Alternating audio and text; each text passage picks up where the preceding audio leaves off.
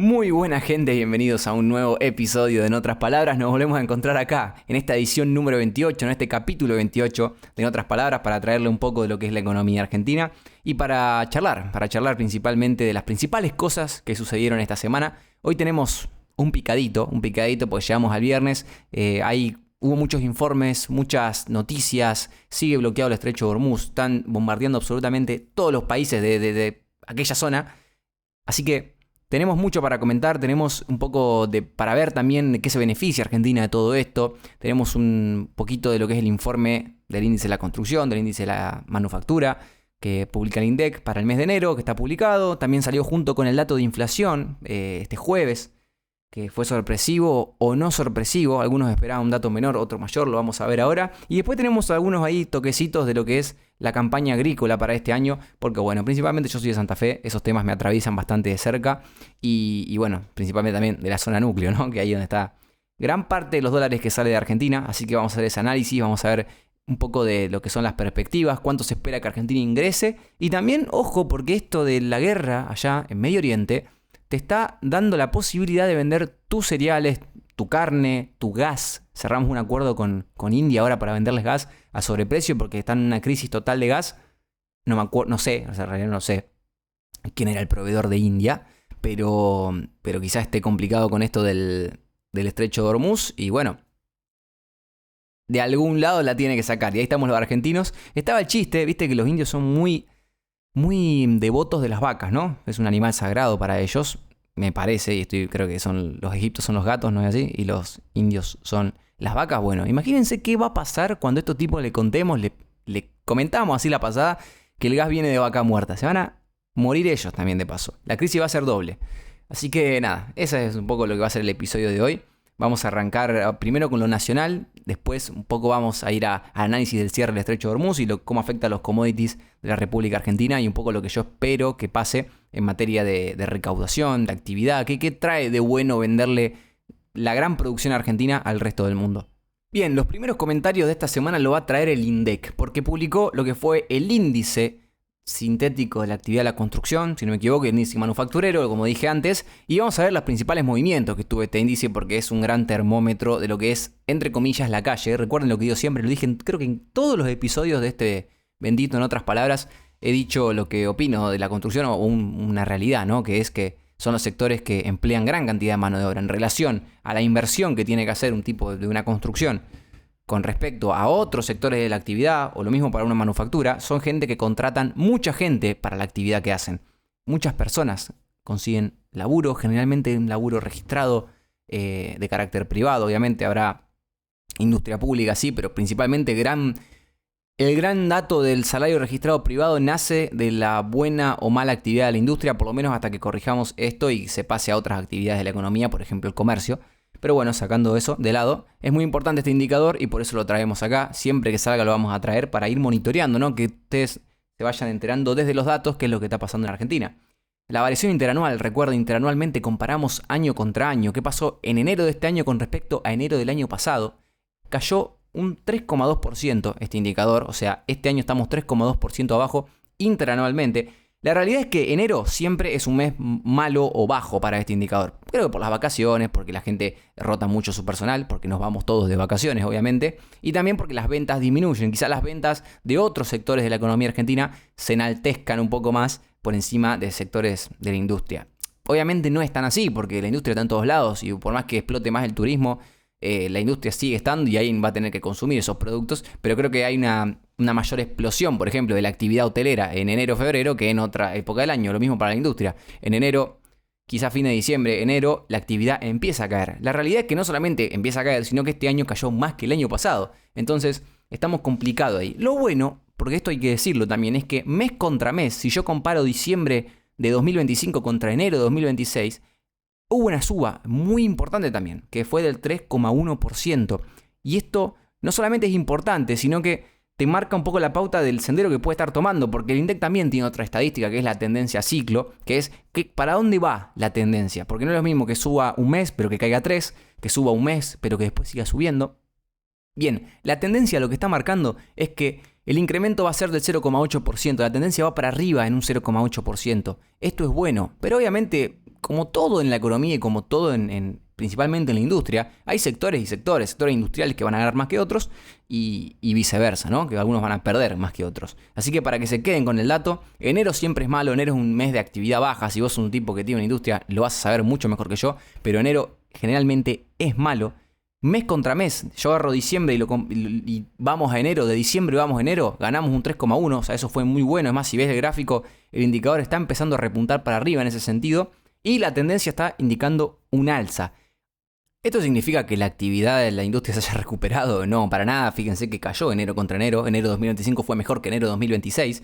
Pero sí que la tendencia está yendo un poquito para arriba, desde niveles bajos, es verdad. Fíjense la discrepancia que hay. Dije el otro día que el EMAE, la actividad económica en general de toda la economía, había llegado a máximos históricos, pero la industria todavía no recupera. Los máximos de la industria los tuvimos por allá en julio de 2022. Toda esa parte, finales de 2022 si se quiere. Pero todavía no hemos llegado a esos niveles, ni tampoco a niveles de octubre de 2017, como veo con el gráfico, que allá esos fueron los máximos de Argentina. Desde esos picos empezamos a caer y la tendencia es, por lo menos en términos de nivel, tenemos una película desde salida de la pandemia hasta finales de 2023 hay una película para la industria. Y después de ese periodo hay otra película, donde el nivel en general es mucho más bajo. Lo bueno que se ve en los gráficos es que quizá la tendencia está repuntando un poco. Obviamente esto depende de las medidas del gobierno, depende de qué pase con la economía, con la estabilidad, con el sector financiero, con el sector crediticio. Va a hacer que crezca la industria. Pero bueno, en principio, viste, se escucha mucho en la tele, gente en las redes sociales, que bueno, cada uno vive su burbuja en las redes sociales, pero lo que quiero decir, se escuchan esos comentarios de que la industria todavía no está repuntando, las cosas no mejoran. El dato de la balanza comercial de enero también mostró que febrero, no me acuerdo, que las importaciones industriales, lo que usan las empresas como insumos para su producción, están cayendo en detrimento de un aumento de las importaciones de bienes de consumo. ¿Qué es la diferencia entre un bien de consumo y un insumo, si se quiere? El insumo es lo que usa una empresa para producir un bien, o puede ser una materia prima, se le puede llamar insumo también, son diferentes en realidad, pero bueno, el mismo sentido tiene, ¿no? Agarremos una materia prima, importamos la materia prima para producir un bien acá en Argentina. Y el bien de consumo es importar ese bien final, ese bien que vas a terminar consumiendo vos desde afuera directamente y que no se produzca en Argentina. Entonces lo que se vio en la balanza comercial es que estaban bajando mucho las importaciones de insumos, o sea, lo que las empresas usan para producir bienes finales. Y sí empezó a aumentar los bienes finales, efectivamente, bienes de consumo. Entonces, esto te indica que quizá la actividad de la industria cayó, demandando menos insumos porque iban a producir menos y la gente sigue consumiendo cosas importadas. Lo cual, bueno, en algún momento quizás esto se detenga o se revierta porque al principio cuando se abrió el cepo y se abrieron mucho las importaciones hubo como un boom de querer importar. También el tema del sector de turismo, mucha gente yéndose al exterior, hace que la balanza un poco se desequilibre. Creo que con el paso del tiempo eso se va a tender a agarrar un nivel un poco más estable, donde la gente, por más que sea, no puedes traer todo por Temu, todo por Shein o por compras internacionales de Mercado Libre, porque también hay un envío que hay que pagar, hay que hacer compras más grandes si querés envíos más baratos, también una cuestión de tiempo, no puedes esperar siempre 20 días para tener una remera, no tiene sentido. Entonces, bueno, eso se va a tender a estabilizar, pero bueno, la realidad es que se estaba empezando a ver esta tendencia de una industria que sigue sufriendo la apertura de importaciones. ¿Será bueno o malo? Bueno, tampoco vamos a entrar en esa discusión. El gobierno plantea una economía donde no se protege a la industria de la competencia internacional. Entonces ahí entra un poco esa lucha y quizás sea normal, quizás lo que pase con el paso del tiempo es un reacomodamiento del sector industrial para ciertas actividades. Quizá importen mucho más insumos que antes, vean formas más eficientes de producir y quizá veamos empresas cerrar. La idea es que esos puestos de trabajo, ese dinero, ese capital, fluya hacia otros sectores, por ejemplo, que se pueden beneficiar. Y hablando de beneficiarse, bueno, hablemos de los sectores que salieron ganando en este mes de enero. Sustancias y productos químicos que aumentan un 7,2%, productos minerales no metálicos, fíjense qué sectores estamos hablando, minería, productos de tabaco 2,5%, refinación de petróleo y todas estas cuestiones también un 2%. Pero hay caídas muy fuertes, vehículos, automotores, carrocerías y autopartes que caen un 25% interanual, es una locura. Productos textiles caen 24% casi. Otros equipos, una categoría de otros, tipo que no se pueden clasificar, también caen 22%. Prendas de vestir, cuero y calzado caen 20%, siempre pensando en la industria, no en el comercio. Pero el comercio, bueno, quizás siga un poco la tendencia, no tan alevosa como esto. Y maquinaria y equipo un 20%, cayó un 20% la producción de maquinaria, lo cual es durísimo, teniendo en cuenta que la producción de maquinaria es producción de bienes que sirven para fabricar otros bienes. Entonces ahí, si esto se sostiene en el tiempo, vas a ver muy reducida tu capacidad de tu industria para proveer a esa industria que va a producir bienes finales. Es un poco un juego de palabras, pero claro, cuando uno piensa en la industria, no es solamente fábricas que Guaymallén, que no sé, fabrica, ahora que salió una nota del dueño de Guaymallén, que fabrica alfajores, que hace alfajores para que uno los coma. También está el tipo que capaz hace las máquinas para Guaymallén, para que Guaymallén produzca. Entonces, capaz que es argentino y bueno, ese nivel de esa construcción de maquinarias que le puede servir a otra persona para producir bienes está cayendo. Moviéndonos ahora al otro indicador importante de este mes de enero, que es el índice sintético de la actividad de la construcción. También tenemos datos, la variación interanual, recuerden, año contra año, mostró un aumento del 1,2%.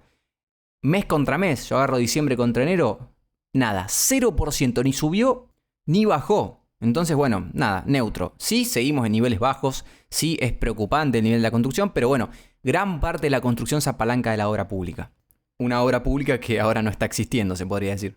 Esto es algo que lo digo todos los episodios, por eso no me voy a extender demasiado. Pasa lo mismo, esto de la obra pública, que hasta que no vuelva a la obra pública este indicador no va a dar mejor, pero es una película desde salida de la pandemia hasta 2023, mira, fines de 2023, mediados de 2023, y otra película ahora. Realmente la situación para el sector de la construcción es muy pobre. Y estamos esperando que cuando ese sector levante lo vamos a sentir absolutamente todos. Y bueno, hay otros datos que te permiten entender hacia dónde va este indicador más adelante. Por ejemplo, el tema de los puestos de trabajo habla un poco de la actualidad, pero fíjense cómo, si bien la actividad cayó, porque en enero sigue pasando lo mismo con la industria, en enero cae el indicador, la tendencia está dando un poco para arriba, mes a mes, si bien el mes fue 0%, la tendencia sigue mostrando, valga la redundancia, tendencia creciente. Y podemos hablar de los puestos de trabajo, por ejemplo, del sector. Se contabilizaron 380.000 puestos de trabajo. Eso representa un incremento del 3,3% en comparación con diciembre de 2024. Y bueno, acumulado, a pesar de la suba de fin de año, el acumulado anual de 2025 mostró una leve baja. O sea, en el neto del año tenemos menos constructores, menos obreros, menos personal contratado para la construcción que el año anterior. Ahora vayamos a la parte de la construcción privada, porque hay otro indicador que te permite adelantarte, ¿no? Porque antes de haber una construcción tiene que haber un permiso de construcción, un proyecto de construcción, y el INDEC esto lo agarra, y el INDEC toma datos de esto. Estadísticas basadas en una nómina representativa de 246 municipios nos dicen que en la superficie autorizada para construir hubo un aumento del 7,7%, bastante, respecto a diciembre de 2024. Esto supongo que estará comparando diciembre de 2024 con diciembre de 2025. Y si yo agarro la cantidad de superficie autorizada que hubo durante todo el 2025, creció un 6,2% interanual. O sea, eso te da la pauta de que a medida que más proyectos de construcción se aprueben, esto sí es más del sector privado, no es tanto la obra pública, pero a medida que aumenta este indicador, ¿no?, de mayor superficie autorizada, tenés más construcciones en el horizonte, lo cual te va a hacer que este indicador dé un poquito mejor. Obviamente es más puesto de trabajo, más laburo, más proyectos, lo cual es bueno. En el neto es bueno. Pero bueno, el nivel general es bajo de la construcción, eso no hay que ignorarlo. Yo, para que ustedes entiendan el detalle del dato. Tampoco me gusta ponerme alarmista. Esto no es un podcast, obviamente, ¿cómo se le dice? Tendencioso, no me interesa orientarme políticamente, no me interesa decirles cómo votar, ni qué pensar, ni nada, de nada de la realidad. Yo la describo y un poco para que ustedes la entiendan, trato de explicarla lo mejor posible. Si a vos te parece que la actividad de la construcción es crítico para el futuro del país y tiene que mejorar urgentemente, te entiendo, obviamente, esto capaz que te movilice totalmente ver un nivel tan bajo. La realidad es que el nivel es bajo. Quizá una persona más afín al oficialismo te puede decir, bueno, es por el tema de la obra pública que te permite tener superávit fiscal y te permite tener otras mejoras por otro lado. Bueno, esto es una discusión, por eso no es una discusión política lo que hacemos en este podcast, sino un poco de detalle económico, ver un poco la letra chica de todos los datos y nada, eso, principalmente eso, porque a veces yo hablo con un tono muy neutro de la información, más allá de la explicación que se merece, pero ese tono de neutro capaz que te hace sentir o te hace pensar que yo soy indiferente. Yo tengo mi posición, si querés, pues algún día nos charlamos. podemos hablar 1000 horas de política y de hacia dónde deberíamos ir, pero la realidad es que, bueno, los datos son los datos y hay que analizarlos como son. Quizá a algunos les va a gustar más, a algunos les va a gustar menos, pero bueno, para eso no estamos en este podcast. Pero bueno, me podría abrir una sucursal de En Otras Palabras, donde sería facteando palabras. Está bueno, en otros factos. Y si queremos hablar de datos que mueven el amperímetro, vamos a tener que hablar del dato de inflación. Así es, un dato bastante duro para el gobierno de Milei. Ya dijimos el episodio pasado lo que iba a terminar pasando, porque las carnes estaban presionando. El tema de que se vayan los commodities en el resto del mundo va a hacer que también presione la inflación. Capaz que no para este dato de febrero, pero para el dato de marzo. Si bien el rubro, ojo, estoy viendo, ya me estoy adelantando. Si bien se están viendo adelantos de inflación para el mes de marzo que no están dando una gran suba en el precio de los alimentos, ojo, porque la suba ya la vimos en estos 2 meses, eso también hay que decirlo, pero de seguir aumentando el precio de la soja, el trigo, todos estos cereales, del petróleo, bueno, todo se va a seguir encareciendo por una cuestión externa, una cuestión de conflicto externo que poco puede hacer Milei por más que deje de imprimir billetes. Es un reacomodamiento de precios relativos. ¿Qué significa? Che, ¿con cuántas manzanas compro un litro de nafta? Con tantas. Bueno, el día de mañana quizá necesite más manzanas para comprar ese litro de nafta. Por poner un ejemplo, eso es un reacomodamiento de precios relativos. Entonces lo que hace es que vos tengas que reasignar tu presupuesto de una forma diferente. La inflación tiene eso de la mano, trae un cambio de precios relativos aparejada, pero lo que hace es que todos los precios suban. Entonces no es lo mismo hablar de que suba una serie de bienes afectados por el sector externo, por la guerra, porque cerraron el estrecho de no sé qué cuántos, que hablar de inflación. Sí, en el dato de inflación que menciona el INDEC, esto va a saltar, porque sigue siendo un aumento de precios de una serie de bienes que están medidos por el INDEC. Pero ojo, no se confundan un incremento nominal de cierto grupo de bienes que hacen que, bueno, obviamente que estén más caros y que sean más difíciles de accederlos, lo cual nos complica la vida, lo cual hace que nos sintamos más pobres en el fondo, porque si la carne aumenta somos más pobres, si no aumenta tu salario, obviamente. Si el combustible aumenta, todos los bienes que se transportan en el mundo, que son el 98,8% de los bienes, van a ser afectados. Entonces, bueno, me cuesta pensar en una inflación a la baja. Ojo, vamos a decirlo otra vez. Me cuesta pensar en un IPC a la baja, que es el IPC el indicador, no tanto la inflación. Un IPC a la baja con un conflicto externo tan latente y tan fuerte como está haciendo ahora lo que está pasando entre Estados Unidos, Israel e Irán. Porque también de paso están bombardeando todos los Emiratos. No sé, si hubiera una bandera de Irán en la luna, capaz que también la van a buscar. ¿Qué dio el dato? 2,9%. Otra de las cosas que quizá habría que mencionar es que 15 minutos antes de que se publique el dato, había gente que ya lo sabía. Es muy poco serio y le quita, viste, hay cosas que no te pueden pasar, loco. Si vos estás... Ya tuvimos quilombo con que se cambió o no se cambió, mejor dicho, la forma de medir la inflación. Y ahora va a empezar a tener problemas con esta pavada de que se te filtre 15 minutos antes. Había casas de apuestas que apostaban a la inflación de Argentina y algunos ya lo sabían de antemano, es increíble. Bien, ¿cuál es el dato de inflación? Ahora sí, sacando todo el quilombo y todos los detalles que hay para nombrar, del 2,9%. ¿Es bueno? ¿Es malo? El dato es malo. Realmente a esta altura del gobierno, a esta altura de sofocar, de ser tan contractivo monetariamente, de sofocar tanto la actividad, sería justamente en pos de una menor inflación, seguir teniendo inflación, para mí, no es bueno. No es bueno, y no digo que es un fracaso porque van cambiando la política es muy pragmática, no se puede decir, te trazaste un plan hace 2 años y ahora no se está cumpliendo, es un fracaso. Capaz que pasaron cosas en el medio, pero bueno, entiendo yo que ya a esta altura tendríamos que estar empezando de a poco a discutir, levantar la actividad económica, alivianar el peso para el productor argentino, para que crezcamos un poquito más, una especie de reducción de impuestos, una mejora del sistema crediticio, que hoy tenés encajes del 40%, lo que hace que entre ingresos brutos, entre un impuesto que otro y todo el costo que tiene el sistema bancario, las tasas que te cobren para un préstamo sean del más del 100%. No tiene sentido eso, muchachos. Además, están preocupando también los datos de la mora de pago de tarjetas de las familias porque el interés está caro. Y obviamente que el interés está caro. Si el sistema...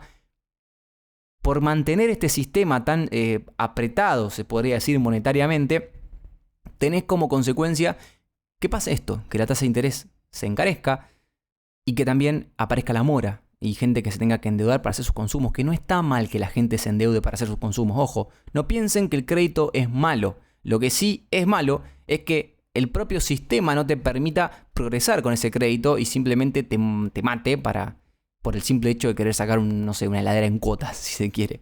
Ojo, que nadie te llama a vos sacar una heladera en cuotas si la tasa de interés es del 100%. Esto es un ejemplo. Pero bueno, la realidad es que entre un sistema que tiene una tasa del 100%, un sistema que tiene una tasa más acorde a la inflación, vamos a ser generosos, de un 50% real, porque no es lo mismo la tasa que te ofrece el banco que lo que te termina cobrando, eso hay que mirarlo también. Son cosas que te van a reactivar la economía, pero que no están caminando. ¿Por qué? Porque ¿qué pasa? Si yo hago que la tasa baje, la tasa real, el CFT baje, va a haber más dinero dando vuelta en la economía. ¿Y qué pasa si hay más dinero dando vuelta en la economía? Ya todos lo saben, se cansaron de escuchar al presidente, al ministro de Economía. Bien, va a haber inflación. Pero lo que también hay que tener en cuenta es que la inflación va a aparecer siempre y cuando haya más dinero dando vuelta, obvio. Pero también si la gente demanda menos dinero. O sea, si hay más oferta y menos demanda, bien, inflación va a haber seguro. Pero si haces crecer la economía, si empezás a incentivar ciertos sectores, si dinamizás a la gente, al sector productivo de la gente, saquemos las grandes mineras, las petroleras, etc., y no me tilden de proteccionista ni defensor de la industria nacional. No es eso lo que yo estoy discutiendo. Lo que yo estoy diciendo, si la gente no tiene más dinero en el bolsillo porque la actividad económica se aprieta en pos de bajar la inflación, ¿por qué no te empezás a preguntar si entra por lo menos la posibilidad que en vez de seguir apretando las tuercas de la política monetaria, sofocando la actividad, empecemos a incentivar la actividad para que la gente tenga mejores salarios y demande más dinero en consecuencia, porque la demanda de dinero, la demanda de billetes está relacionada con el mayor ingreso de las personas, porque vos tenés un ingreso, no sé, un sueldo determinado, y capaz que un poco de ese sueldo lo querés, no sé, invertir en títulos, o querés comprar cosas, y otra parte de ese dinero lo necesitas porque necesitas tener dinero en efectivo para una emergencia, para comprar, para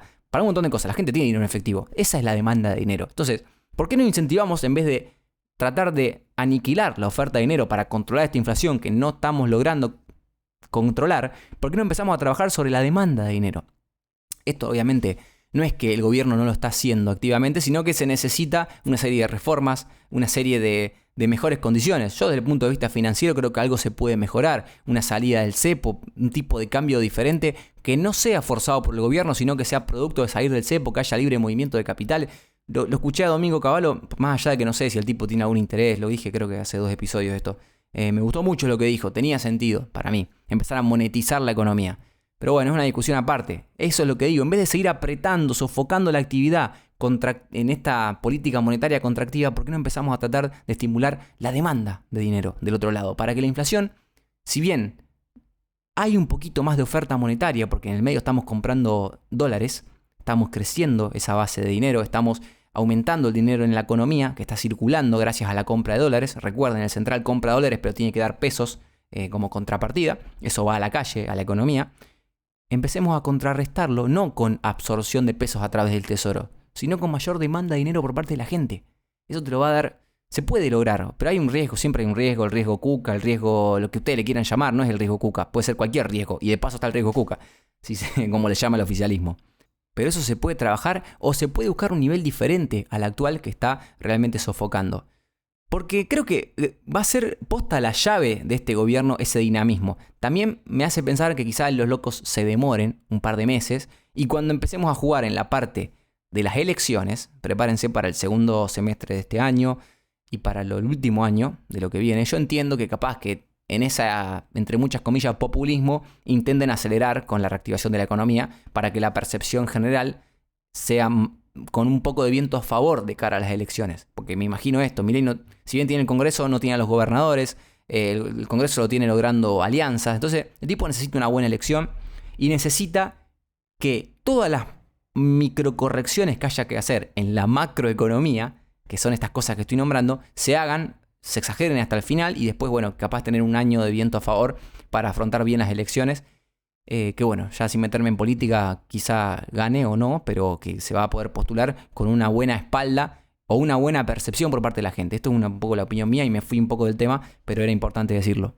Bien, ahora sí vayamos al dato que importa. Bueno, el dato general es 2,9, pero los principales rubros que movieron el amperímetro, movieron la aguja para que dé tanto, primero son los ajustes tarifarios. Hubo una especie de reacomodamiento de subsidios, aumentaron las tarifas, a ciertas personas les sacaron el subsidio, como dije recién, por este reacomodamiento, y él hizo que el índice de esta canasta, ¿no? de servicios, como pueden ser agua, electricidad, gas y otros combustibles, que está muy asociado a las tarifas públicas, dio un 6,8 de alza, lo cual es mucho, es algo natural de este periodo del año, como también el mes que viene va a ser natural que suba mucho el rubro de colegios, no me acuerdo de educación, no me acuerdo cómo se llama bien en el INDEC, pero vamos a ver que va a aumentar mucho porque generalmente las cuotas de los colegios empiezan a ajustar en marzo, una cuestión natural. Bien. El tema de alimentos y bebidas no alcohólicas, acá entra la categoría de la carne, que ya hablamos mucho. Fíjense, también subió un 3,3%. Quizá la carne no tuvo el empujón que tuvo el mes de enero, pero sí, como vimos en el anticipo de Equilibra, que Equilibra la clavó en el episodio pasado, que dio también que la carne iba a provocar un aumento en el índice, o sea, la canasta de bienes y alimentos y bebidas no alcohólicas iba a aumentar en gran medida por el tema de la carne. Debe haber empujado bastante la carne, como también debe haber empujado bastante al índice general. Fíjense, 3,3%, la carne haciendo un gran papel. Y bueno, como el rubro de alimentos tiene un peso muy importante en el índice general, hace que apenas 3,3 te mueva mucho el índice general. Porque hay muchas categorías que están por debajo del 2,9, pero bueno, está la más fuerte de todas del lado de los que le ganaron a la inflación. Y después bienes y servicios varios, ahí también igualó el 3,3%. Generalmente son bienes y servicios que no se pueden categorizar con exactitud, entiendo yo. Bien, en cuanto a los precios regulados, lideraron la suba con un 4,3%, seguidos por el IPC núcleo del 3,1%. Entonces vemos un índice que fue muy, muy afectado por los precios regulados de la economía que controla el gobierno. Bien, acá está un poco de la reacción oficial. El ministro de Economía, Luis Caputo, vinculó el dato a la política de corrección de precios relativos. Esto que decimos, que la carne jugó mucho y que ellos le hablan mucho de corrección de precios relativos cuando hablan de las tarifas, por una cuestión de que están haciendo ese laburo de que durante gran parte del último gobierno, no este sino el anterior, las tarifas quedaron muy bajas con respecto a la inflación y ahora estamos pagando, entre comillas, un precio más cercano al real, al que deberían cobrarnos, sin subsidios, sin atraso de tarifas, nada. Entonces, bueno, ellos dicen que es un paso fundamental para el orden macroeconómico y el crecimiento sostenido. La realidad es que eso en el bolsillo de la gente se siente y hace que disminuya lo que se llama el ingreso disponible, porque vos gastás más dinero en cuestiones como los servicios y no en cuestiones como irte de vacaciones a Mar del Plata, ¿no? Bueno, no importa. Todo es lo que decía el gobierno. Y ahora hablemos del tema que está de moda, porque yo también tengo que robar con este tema, porque está de moda y porque la gente lo quiere escuchar, que es este estrecho que hasta hace 2 días no sabía lo que significaba y hoy lo conoce todo el mundo, que es el estrecho de Hormuz, que es un estrecho que conecta el Golfo Pérsico con el Golfo de Omán y el mar Arábico u Oceánico Índico, y es la principal salida para las exportaciones de Arabia Saudita, Emiratos Árabes Unidos, Kuwait, Irak y Qatar.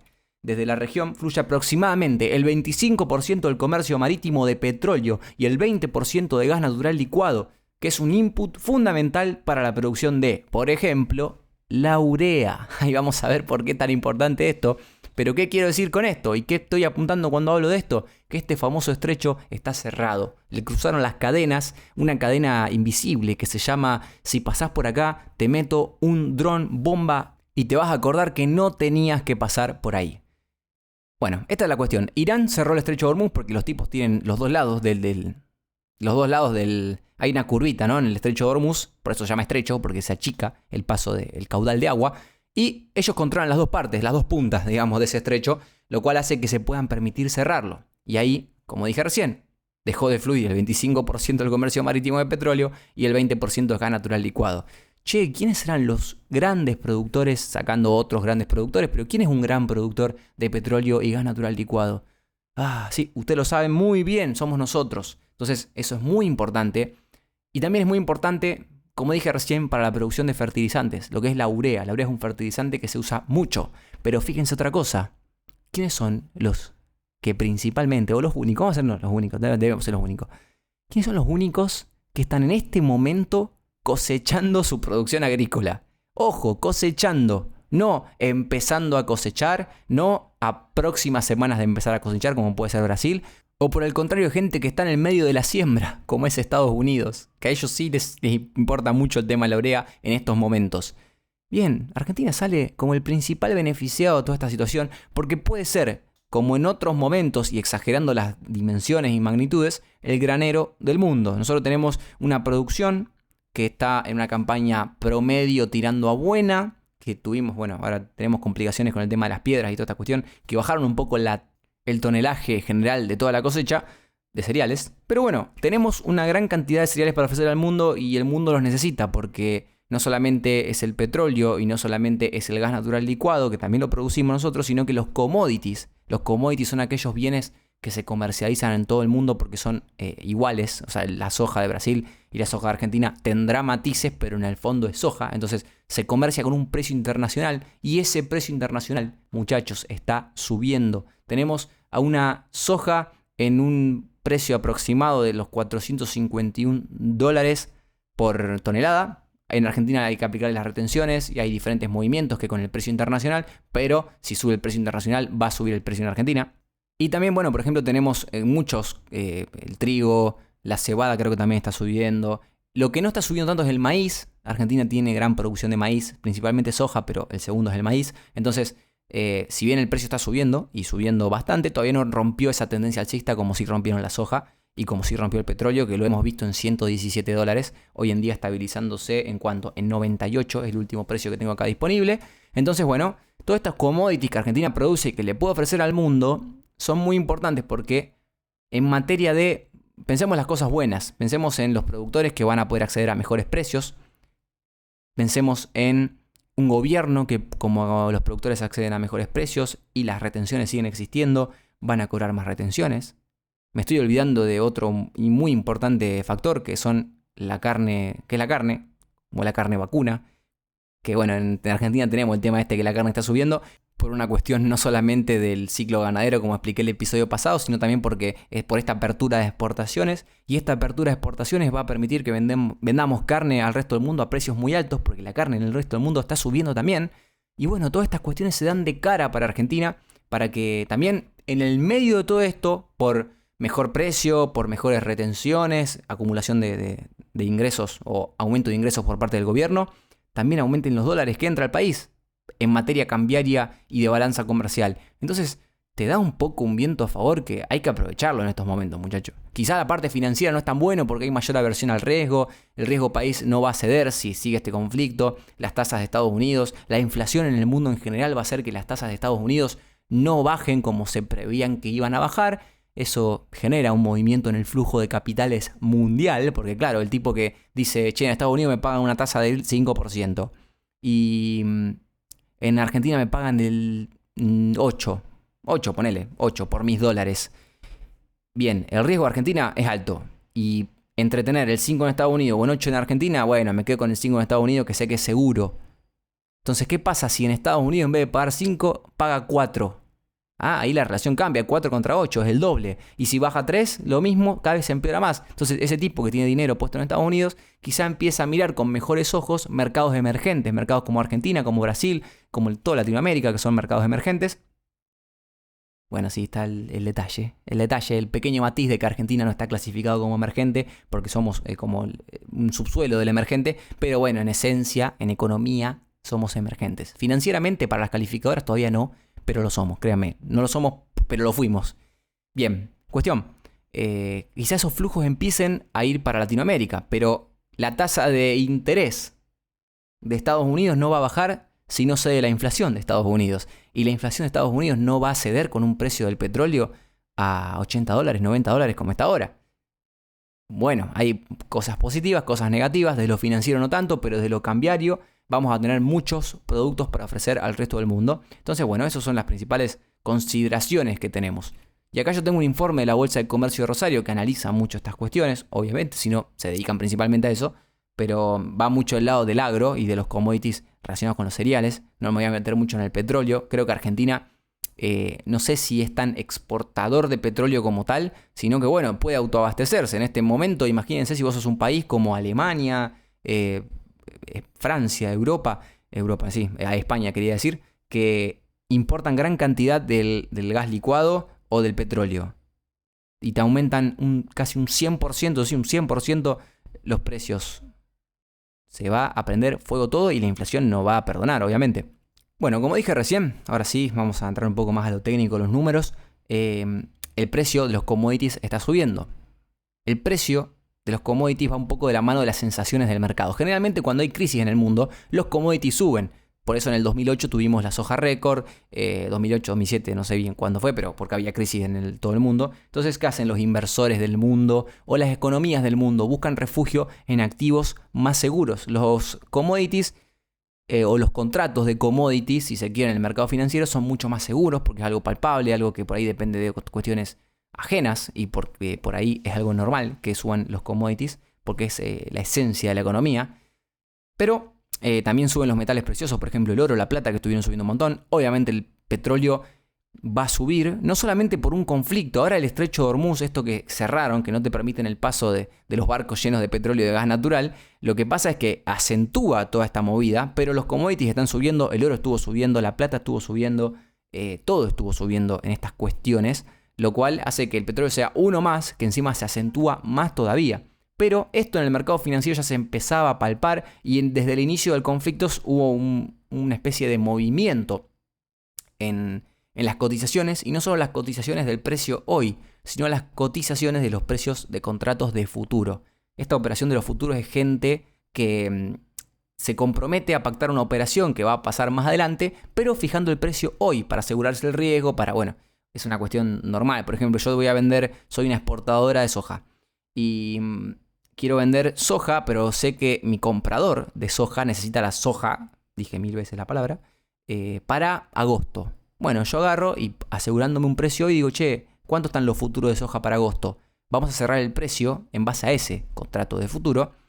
Y bueno, entonces se especula mucho, ¿no? Con los mercados financieros en este sentido. La realidad, lo que dicen los mercados financieros, en esta esencia, ¿qué pasaría? Si vos te esperás que venga la Tercera Guerra Mundial, la soja de agosto y la soja de marzo, ahora que estamos en marzo, no deberían variar tanto, no deberían distar tanto.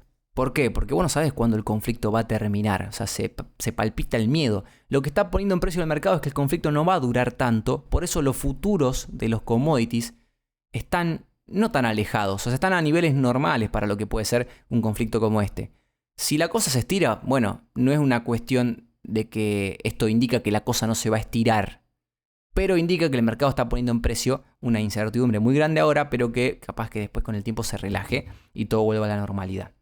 Bien, la Bolsa de Comercio tiene estos detalles que dice que no solamente esto de los futuros, sino que cómo cambiaron las carteras de inversión tratando de diluir un poco el riesgo de todo este conflicto.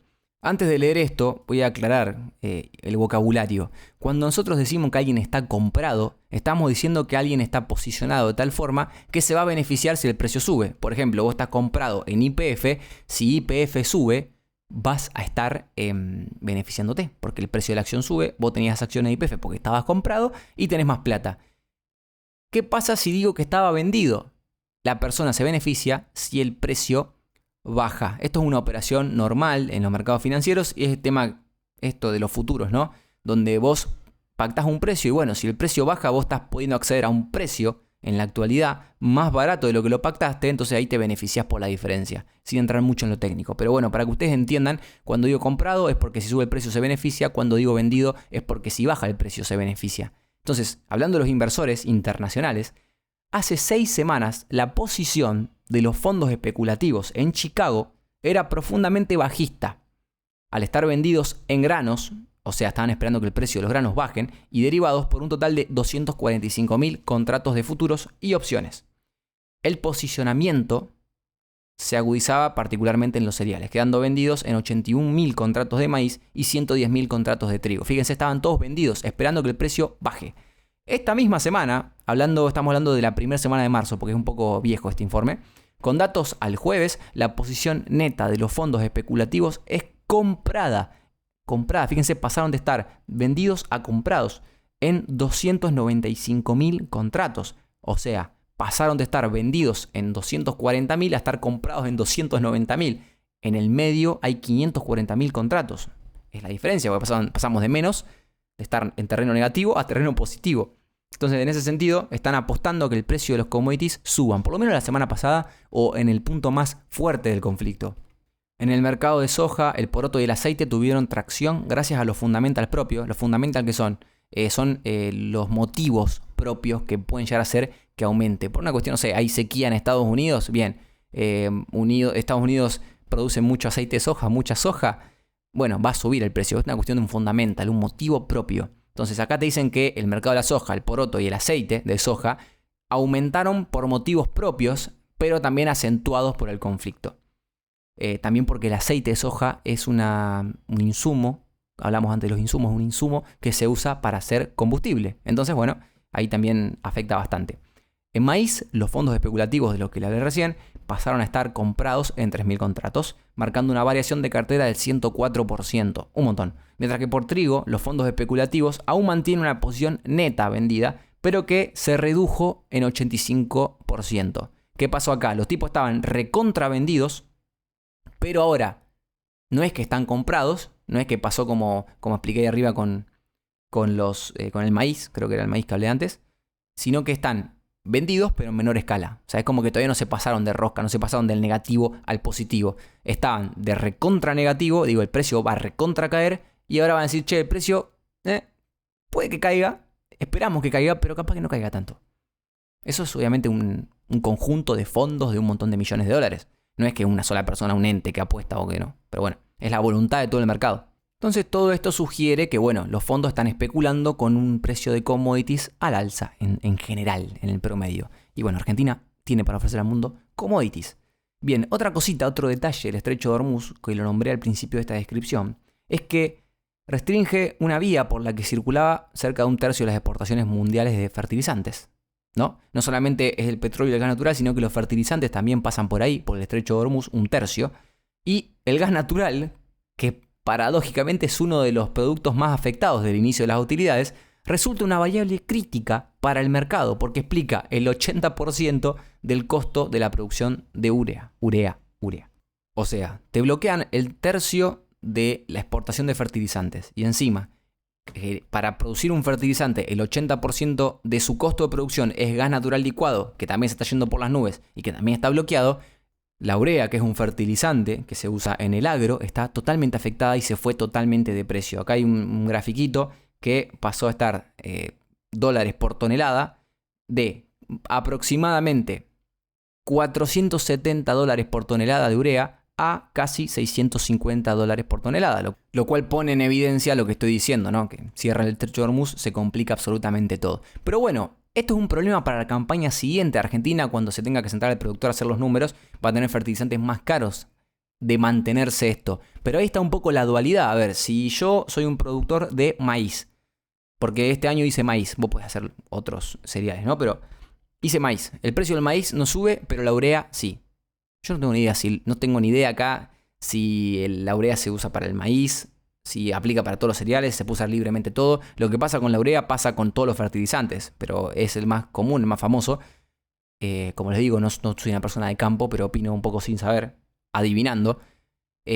Si el maíz no sube y los fertilizantes suben, bueno, tu costo de producción va a ser más alto. Probablemente migres a producción de cereales oleaginosas de diferentes características. Puede ser la soja, el trigo, la cebada, cuestiones de esas que sí están subiendo de precio y que sí te permiten compensar la suba del insumo. Entonces, ¿va a aumentar los costos de producción? Sí, probablemente para la campaña siguiente, lo que van a ser los próximos años, ahora los próximos meses. Nosotros ahora tenemos la cosecha que va a durar por lo menos hasta finales de abril, si se quiere, la liquidación del agro. Entonces podemos relativamente estar un poco tranquilos, porque no nos afecta. Peor sería si esto se hubiera dado en el momento donde estamos sembrando, que estamos aplicando fertilizante, lo que haría que el costo para el productor crezca y capaz que toda esta cosecha buena que está teniendo Argentina, sacando la parte de que hay una franja en el mapa que nos agarraron las piedras, pero que la cosecha viene más o menos bien, no se vería tan afectada o tan perjudicada por este aumento de los fertilizantes. Habría que esperar unos meses y ojalá esto no se mantenga.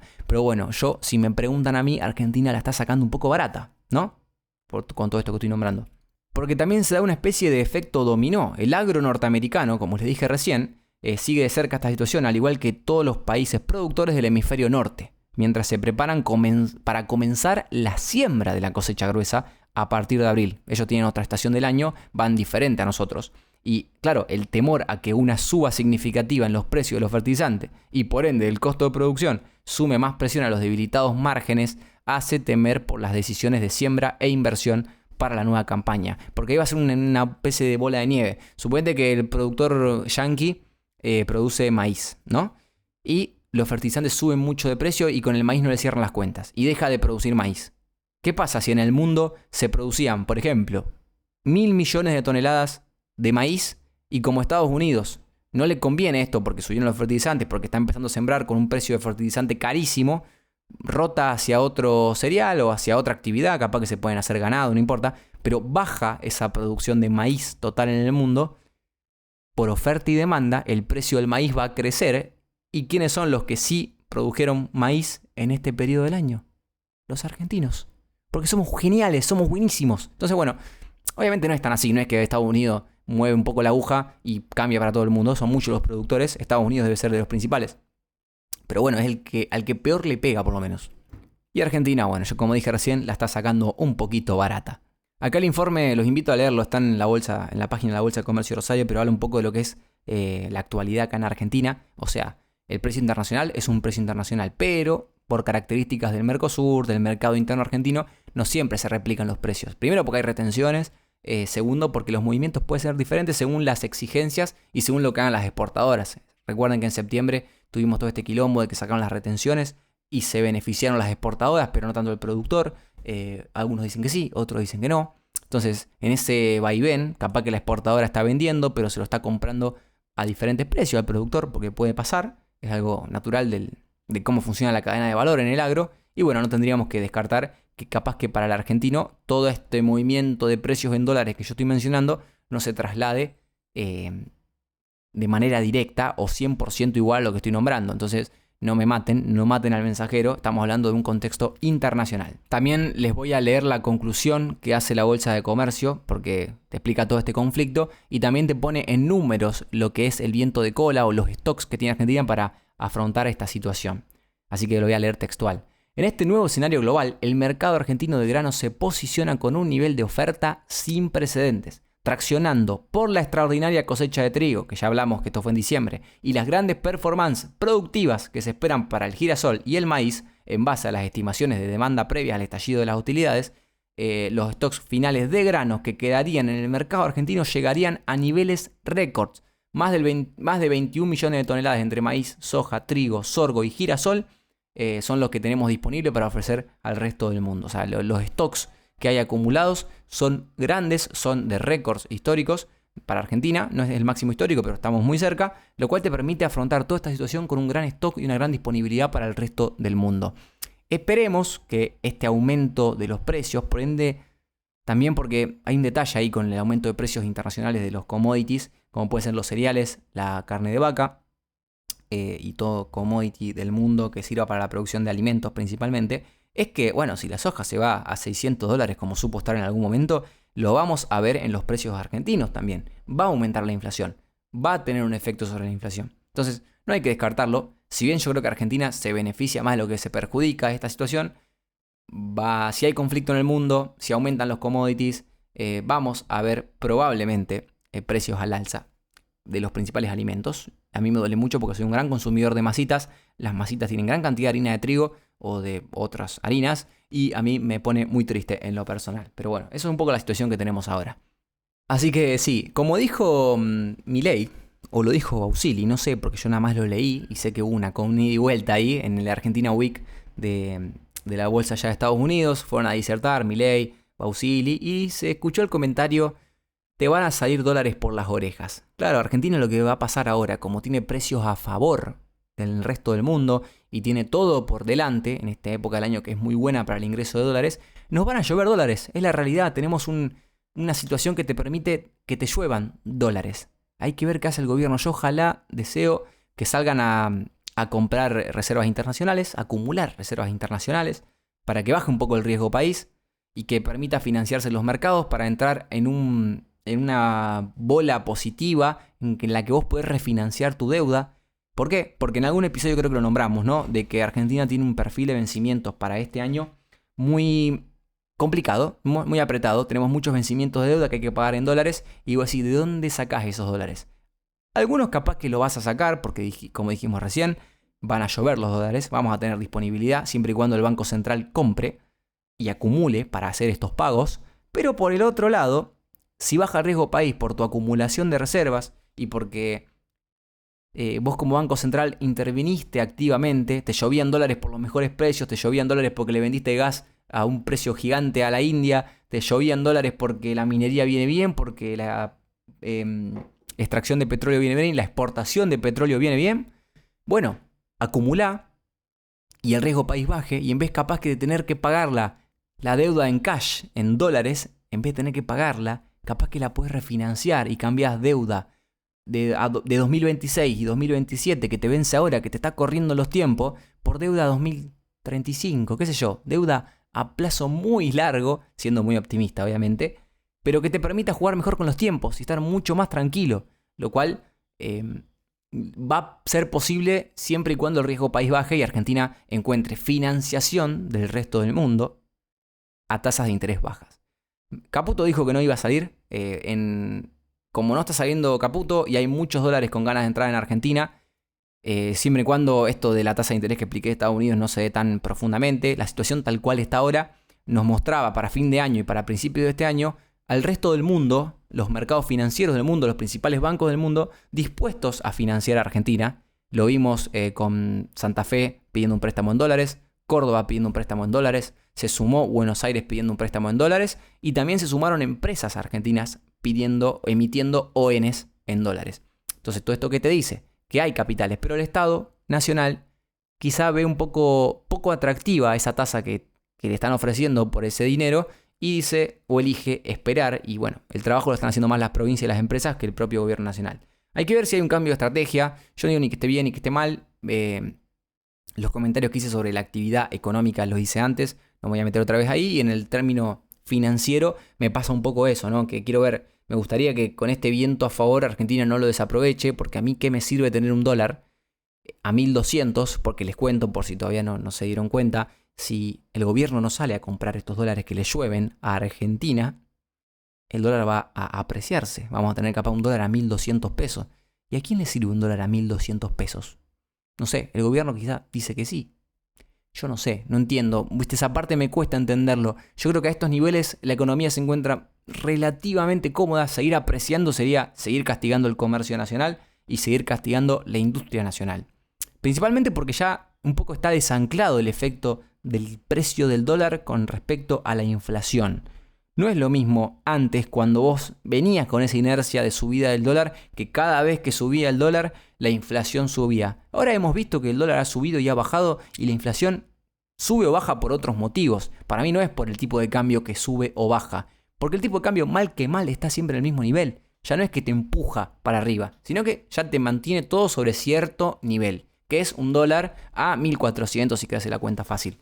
Pero cuando se fue a 1.500, si subía de 1.400 a 1.500, ¿cuánto hay? Rápidamente, 10% más o menos. Si subimos un 13%. La inflación no es que se fue de un mes para otro el 13%. Capaz que después sí, fue 2 y llegaste a un 13%. Pero no fue por el dólar, fue por otros motivos. Fue por la emisión monetaria, por la actividad, bueno, por un montón de cosas que podrían hacer, o por la propia inercia inflacionaria, que podría hacer que esta no ceda, que no baje. Pero no por el dólar. Entonces digo, ¿te conviene que te lluevan dólares en Argentina durante este primer semestre y después mantener un tipo de cambio bajo? Que yo creo que mi opinión personal es que no lo pediría. En vez de tener un dólar a 1.200, prefiero seguir con el dólar a 1.400 mal que mal y que esa diferencia la salga a comprar el Banco Central. Que acumule, que baje el riesgo país, que Argentina se pueda financiar y que se financie para alivianar un poco la urgencia financiera que vamos a tener este 2026, que va a ser bastante fuerte. Así que nada, realmente estoy agotado, creo que hablé mucho, creo que hablé muy rápido. Capaz que algo me quedó para comentar, no sé, porque siento que entré en ese estado donde no puedes parar de hablar y cualquier cosa te parece relevante para comentar. Bien, estoy en esa parte. Ojalá hayan tenido una gran semana. que escuchen este episodio, que me dejen un comentario. Agradezco muchísimo los comentarios. Y nada, si pueden puntuar el podcast, si lo pueden compartir, si se pueden meter a los comentarios de todos los videos de TikTok de gente bailando que se encuentren por ahí, porque yo los conozco a ustedes, y ponen, simplemente escuchen en otras palabras que ese pibe algo sabe. Por más que sea mentira, no importa, algo sabe. A mí me harían feliz, muchachos. No les voy a mentir. Si llegaste hasta acá es porque algún tipo de cariño me encontraste y bueno, me bancaste hablando todo este tiempo. Así que nada, haceme ese laburo porque yo lo estoy haciendo, pero solo no puedo, loco. Somos uno contra un montón de grandes creadores de contenido en materia de economía. Así que de a poco nos vamos abriendo paso. Nada, ¿ves? ¿Ves que estoy hablando al pedo? ¿Ves? Bueno, nos vemos en la próxima. Estoy cansado. Ojalá, nada, sigamos exportando todo lo que tenemos para exportar, que lluevan los dólares y que crezca este gran país. Chau, hasta la próxima.